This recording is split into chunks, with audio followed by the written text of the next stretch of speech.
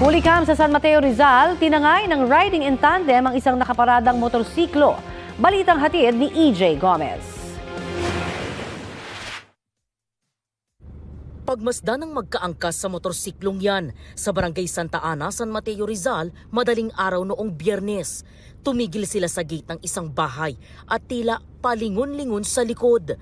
Saka sila nag-U-turn at nagpark sa tabing kalsada.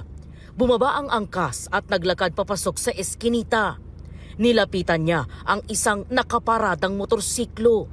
Maya-maya, bumalik siya sa kasama at naghintay na umalis ang isa pang rider na nagbaba ng pasahero sa lugar. Nang makatsyempo, binalikan niya ang motor at tuluyan ng tinangay. Tumakas ang dalawa.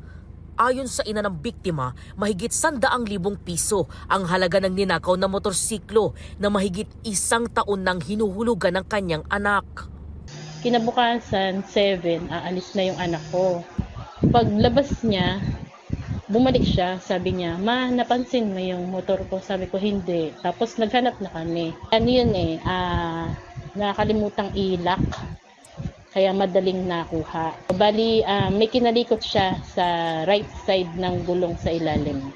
Kasi doon umilaw bigla yung motor. Nung nalaman po ng may-ari na nawala na pa sa kanyang pinaglalagay yung kanyang motor, agad-agaran po siyang nagpunta rito sa ating barangay at nagpa-review ng ating pong CCTV. Naka-blatter naman po. Dumirekta na po kami sa PNP para po ma-aksyonan. Inaalam pa ng San Mateo Police ang pagkakakilanlan ng riding in tandem.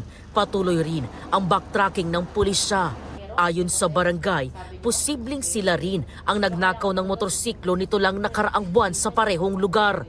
Pareho raw kasi ang galawan. Inukutan yung lugar at saka nung nakita ng walang tao, bumalik po sila. Kaya nung bumaba yung isang nakamotor, yung angkas niya at then yun, paglabas niya kasama niya na yung motor. Kami po patuloy na nagbabantay.